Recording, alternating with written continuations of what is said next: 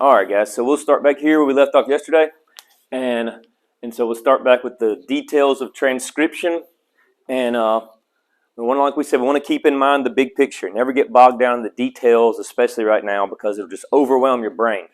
So we want to keep this idea of where are we right now? When we're talking about the cell cycle, the life of a cell, we're in G1. We're in G1 where the cell is just making proteins. It's doing what cells do. If I'm a pancreas cell, I'm making insulin. I'm making glucagon. I'm doing what I do.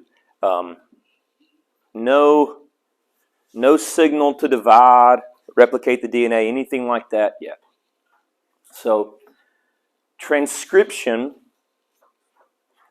is how do we get the code out of the nucleus, basically, right? How do we get from DNA, how do we get our DNA's information, the code, to the builder, which we said was the ribosome, right? That's the key here. And this is it, just transcription. That's the beginning of it. It's getting the code transcribed. It's like y'all know what a scribe did in like ancient Egypt in history? I don't know if it's Egypt, but in history, what did a scribe do? He wrote things down, right? So in other words, that's kind of what transcription, they're scribing, they're writing down the code, remember, in such a way where it's almost like the builder or the ribosome can understand it, right? Can use it, okay? So, and that's the purpose there. So this is, guys, this is full of test questions, by the way. This would be really big for a test. This is how you want to study because it'll be questions like, where does transcription take place? Super easy test question for me to ask. The nucleus, right? What does it start with? What does it end with? You know, easy. That's a lot of easy test questions to get it, okay? And this is some things here that we just talked about. Remember, DNA never leaves the nucleus, and proteins are made in the cytoplasm by ribosomes, okay? So that's important to understand. Okay, everybody good there? Okay, let's move on. Next, okay. So, all right, so this is a lot of detail, let's just read through it, and I will just, are these, let's see. Okay, good, you don't have to write, okay, beautiful. Go ahead and fill in the blanks. That makes it a lot easier here. So you go ahead and fill in the blanks, and in about 30 seconds we'll talk.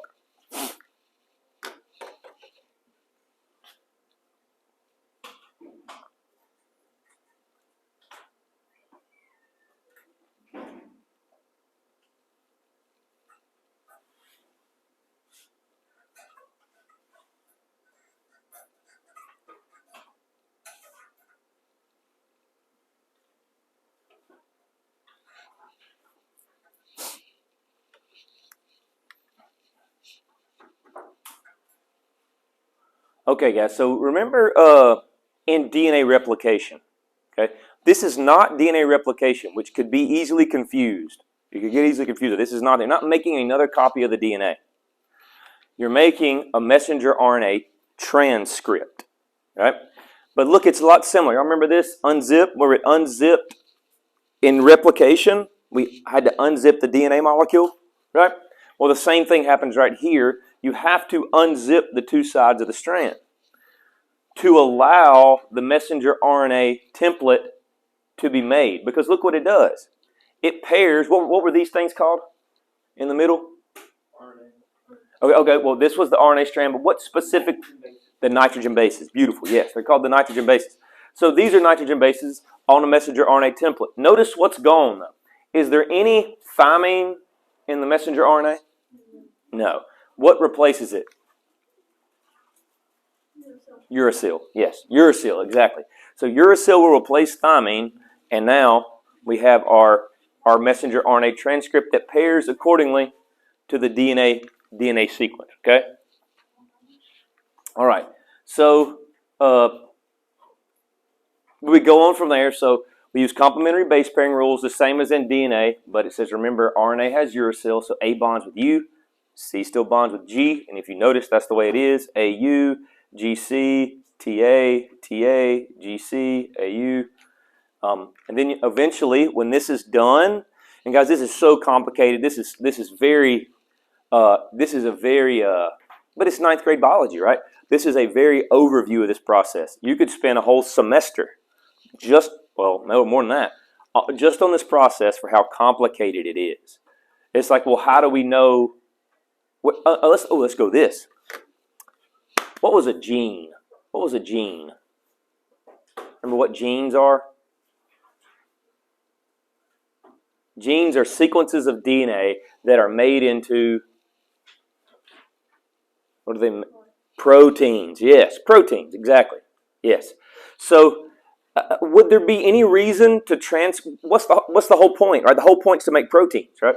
So is all of your DNA transcribed into messenger RNA?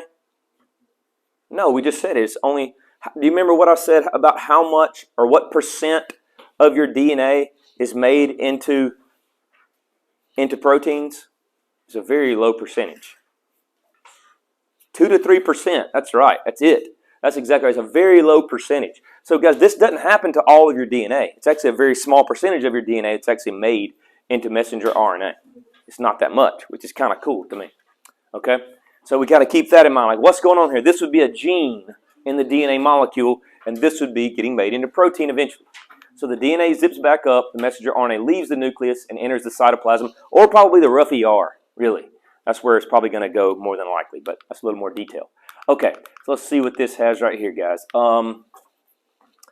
Okay, yes. Oh, we'll get to that in just a second. Yes, I think. Yeah, yeah, that's where it'll be. Yeah. All right, guys. So this is just you don't have to really. We don't have to write anything here. Let's just see what it is. What they're showing here, guys, is the DNA strand.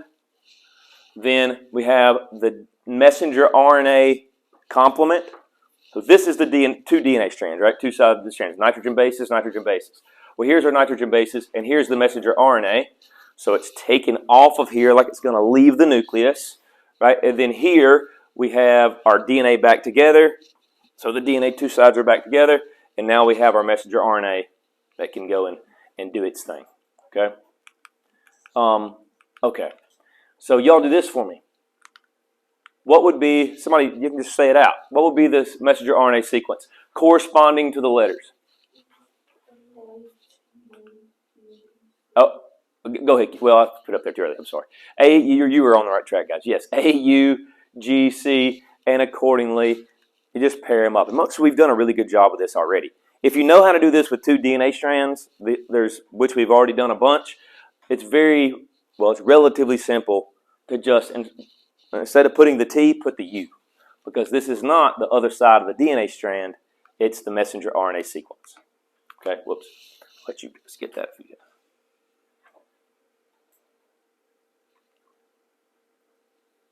And it could kind of get, it's easy to mess up. You get these things too long.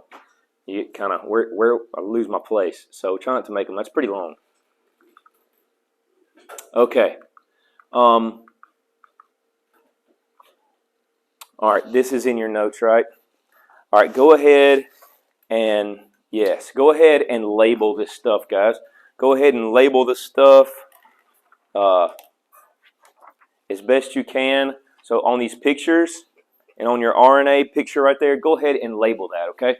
So take a minute or two and label that.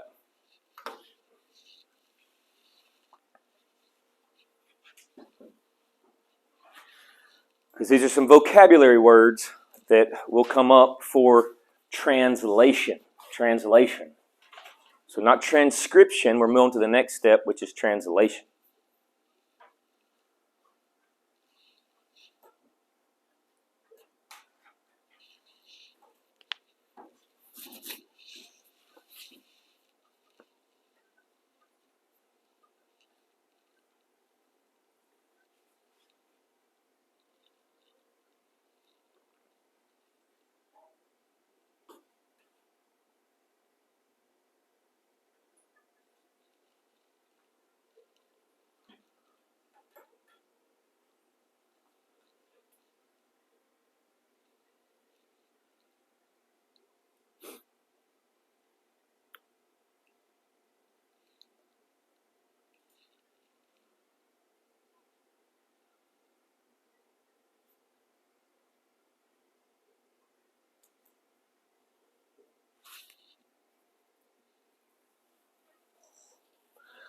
All right, so as you're finishing that up, the genetic code, as just we've said, is just a code of instructions how to make proteins.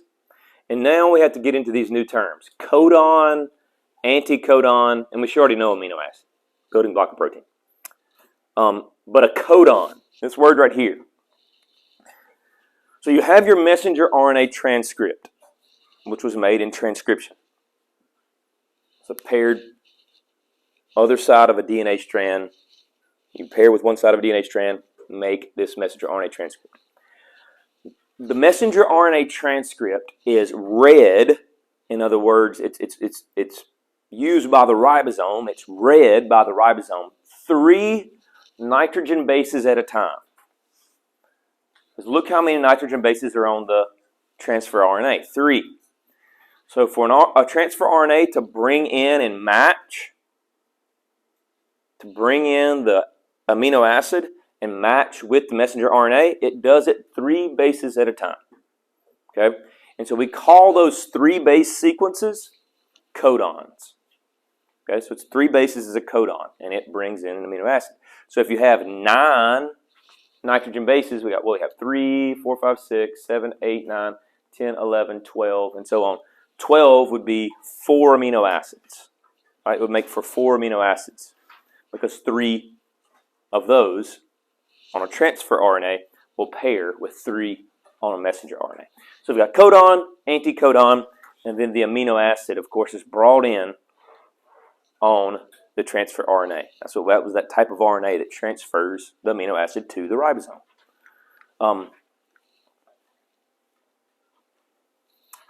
So those are some, if we keep, again, details, it gets into details, but we got to keep this big picture in mind, what's going on. We were in the nucleus, we got the genetic information out of the nucleus by making a messenger RNA transcript. Now we're in the cytoplasm or we're in the rough ER, we found ourselves a ribosome. Well, now these transfer RNA are going to bring in these amino acids. They're going to bond to the messenger RNA transcript 3 bases at a time. Okay. This is a word here. It says, if you keep going here, monomer building block for making proteins that are held together by peptide bonds. We'll look at those peptide bonds in just a second. It's called a polypeptide. That's why peptide bonds between amino acids. Okay. All right. Translation. Purpose, location, starts with, ends with. Go ahead, write that in, and I'll be quiet while you guys write that. And we'll discuss. If you have a question, guys, please ask. Stop me at any time. Like always.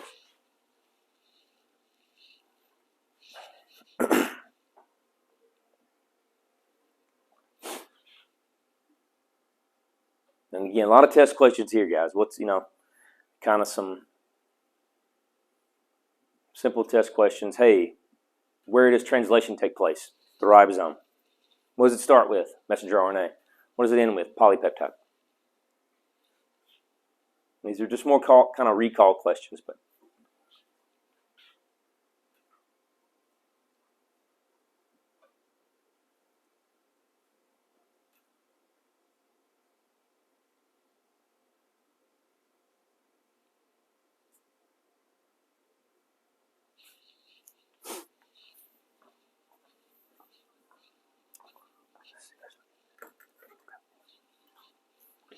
almost there, guys.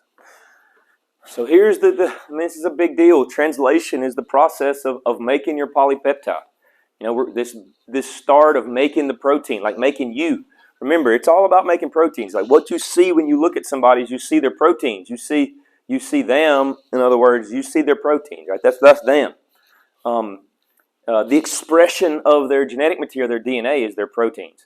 So this is, like we said, the central dogma, the main idea of genetics that all other ideas are built upon is this idea. So this is the idea in genetics, in biology, really, is getting from DNA to protein.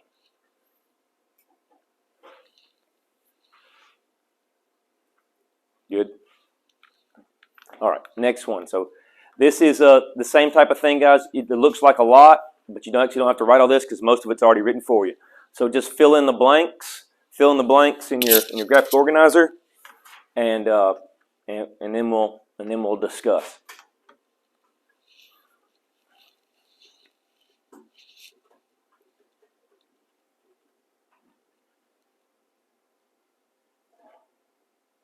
Now I'm going to show you guys a video of this. It's a cool simulation. Remind me in just a few minutes when we get done with this. We'll watch that quick video. It just shows the whole process happen like one after the other, and it may give you a really good visual to kind of visualize what's really going on here, because this is high level stuff, man.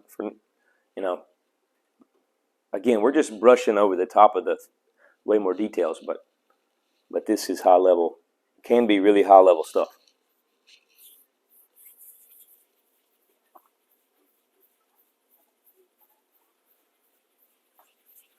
Good.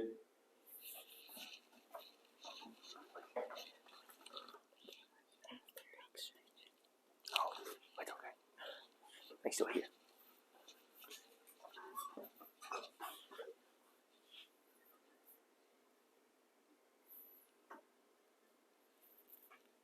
Okay, so let's read through this. Would anybody like to read this besides me reading it? Anybody want to read it? I know some.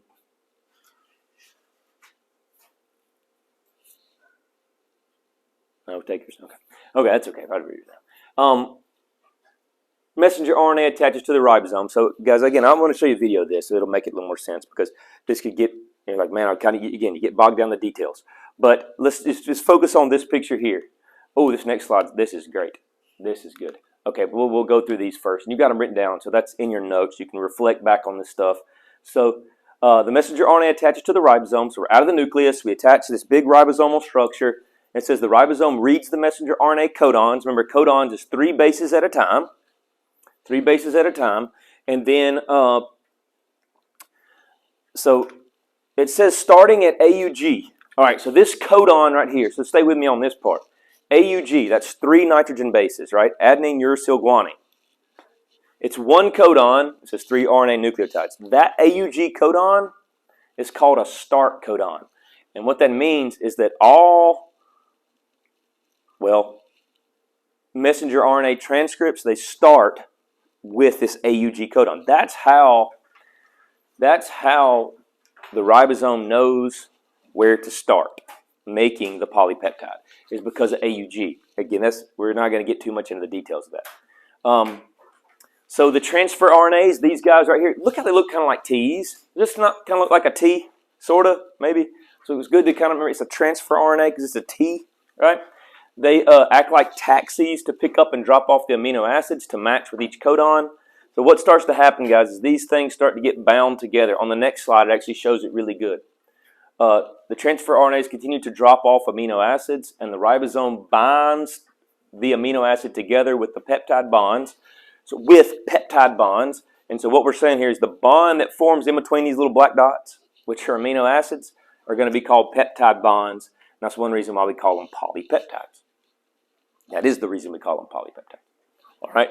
Then it says when the stop codon is reached, the ribosomes release the completed polypeptide chain, and it's done. So there's a start codon, a 3-base sequence that tells the ribosome to start connecting amino acids, and there's a stop codon that tells it to stop.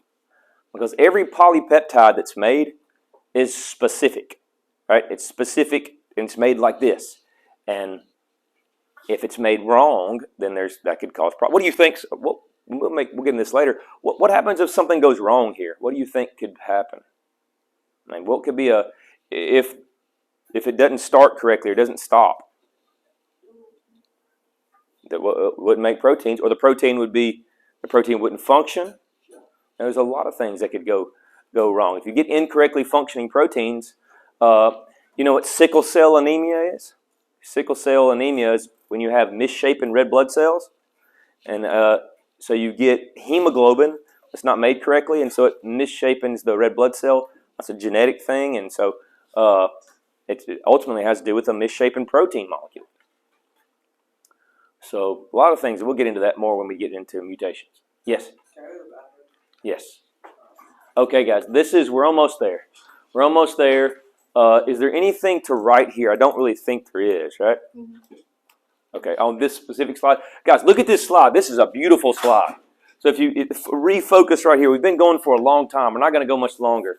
I know it's hard to stay with me up here. So translation, interpreting the RNA message into a polypeptide to make a protein. So look at this slide though, okay? Because this really can give us a good, beautiful picture, I think. So first off, you've got this blob you see right here. This blob is the RNA molecule. And this RNA molecule is actually made of two parts. It's got a large subunit and a small subunit that come together around this messenger RNA. Now, you've got a lot of things floating around here. And it kind of takes this big picture right here and tries to show you. So just imagine that this is going on right here. Because that little dot's a ribosome. You could imagine it going on right there. It could happen a number of different places. It could happen here in the rough ER as well. Probably actually more likely to happen there. But let's just say it's happening here on this ribosome. With this big glob, it has this ribosome, the large subunit and the small subunit, has 3 sites in it. The A site, the P site, and the E site, which is, I think it's the active site, the polymerization site. I think that's kind of what it's like. It's where it catalyzes a chemical reaction. Remember, a catalyst speeds up a chemical reaction. Then you have the exit site where it leaves. Okay, so look what's going on here, guys. The transfer RNAs have the amino acid attached to them. They bring in the amino acid. What happens is this is like a little, it's a machine, man. It's so cool. The messenger RNA gets ratcheted down. It's going this way. And what starts to happen is when that happens, the transfer RNAs get bumped to the next spot. This one goes to here, this one goes to here, where it leaves. And when they move, you get a bond, a peptide bond, between these two amino acids. And what you see here is you see the growing polypeptide chain. And eventually that polypeptide will stop growing because on this messenger RNA will be that stop codon. And see how it pairs 3 bases at a time? 3, 3, 3, 3. It goes 3 bases at a time. Okay? And that's kind of a good picture of translation. Down at the ribosome, there's all the little players in the little game of translation. Okay. Guys, we're going to stop right there. Yes? About that picture, so it's basically like a conveyor belt, but then like create something else. That's exactly what it is. It's like a conveyor belt. That's a good way to think about it. Is this ribosomal subunit is pulling this messenger RNA through it. And when it does, again, there's a video of this. It's beautiful. I'll show it to you. But when it pulls it through it, it goes 3 bases at a time. It kind of ratchets the messenger RNA through it. And so it'll go 3 more over. And when it does, a new tRNA, transfer RNA, will bring in a new ribosome, bring in a new amino acid. And so it starts, as it ratchets through, it's able to pair in 3 bases at a time. And eventually, you'll get to that stop codon where there's no transfer RNA that matches with it, and it'll release it. And the ribosome will break apart, and the polypeptide will be released to then be, it'll be folded up, or it'll be modified some more, whatever happens to whatever protein's being made. All right, so guys, like I said, we're gonna stop right there. We'll get to this is something that you'll learn how to use, and we'll talk more about that in a minute. Or tomorrow, because that's enough for today. We've kind of, I think, exhausted our mental capacity. All right, let's stop and we'll watch that little short video.